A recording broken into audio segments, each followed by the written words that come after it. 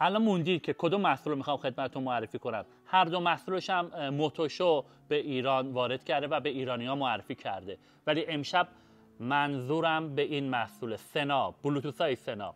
بلوتوث‌های سنا ساخت کشور کره جنوبی با تکنولوژی آمریکا، عیناً گوشی اپل. از سال 2020 در کشور چین تولید میشه. این به اون معنا نیست که هم تو کارخونه کره جنوبی، هم کارخونه در کره جنوبی داره و هم کارخونه در چین. نه، از سال 2020 فقط کارخونه در کشور چین، به خاطر بتونن تو بازار رقابت قیمت رو پایین نگه دارن. امشب میخوام محصول 50C رو بهتون معرفی کنم. بچه‌ها بعضیاشو میدونن 50C یه کاربرد و یه ویژگی بسیار بارز داره. اون چیه؟ دوربین فیلمبرداری 4K که این داره. اولین بلوتوث دنیا که از سیستم و اسپیکرهای هارمن کاردن استفاده کرده سنا هست. سنا بزرگترین کمپانی تولید کننده بلوتوث تو دنیا و معروفترین و شناخته ترین. چرا؟ چون برندی مثل هارلی دیویدسون، مثل دوکاتی، مثل کلاهای کارخونه AGV داینزه از کارخونه سنا بلوتوثاشون رو میخرن. یه محصول دیگه هم تو ایران داریم که خیلی معروفه و همه میشناسن، برند نولان.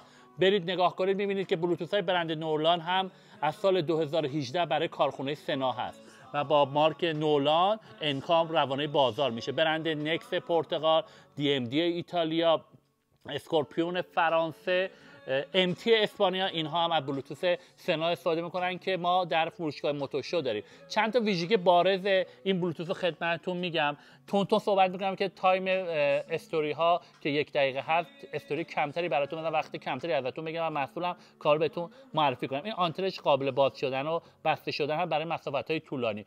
اسپیکرهای این میکروفون های برند هارمن کاردنه، هم قابلیت عکاسی داره 12 مگاپیکسل، هم قابلیت فیلمبرداری داره به صورت 4K 60 فریم در ثانیه فیلم برداری شه، ولی شما میتونید تو تنظیماتش بیاید کیفیت دوربین و فیلم برداری پایین‌تر بیاره که مموری تو دیرتر پر بشه.